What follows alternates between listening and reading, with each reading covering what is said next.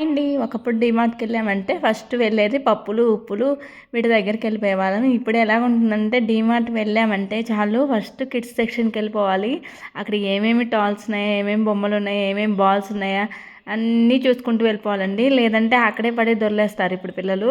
అందుకే నాకు దాని లోపలికి వెళ్ళాలంటేనే భయమండి. మా వారు ఎప్పుడైనా తీసుకెళ్తామంటే వద్దు అసలు బయట తీసేసుకుందాం సామాన్ అనిపిస్తుంది. ఎందుకంటే దాంట్లోకి వెళ్ళామంటే మా పిల్లలు పట్టుకొని అన్నీ పట్టేసుకొని వీటిలో ఇది కావాలి, ఇది కావాలి, ఇది కావాలి.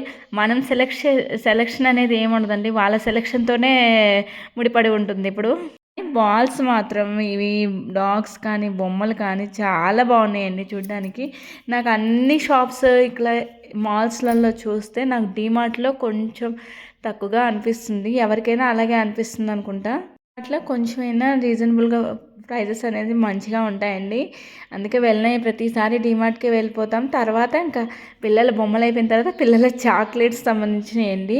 ఇంకా వాళ్ళకి సంబంధించిందే ఉంటుంది దాదాపు. తర్వాత మనకు సంబంధించిన వాటి దగ్గరికి వచ్చేస్తాం. పప్పులు, ఉప్పుల దగ్గరికి. తర్వాత మళ్ళీ షాపింగ్ అండి. ఒక్క దాంట్లో సరిపెట్టుకోం కదా! అక్కడ కూడా ఇక్కడ పిల్లలకు సంబంధించినవి ఏమున్నాయా అని వెతుక్కుంటూ వెళ్ళిపోతాము. కొంతమంది ఇలాగే ఉంటారు.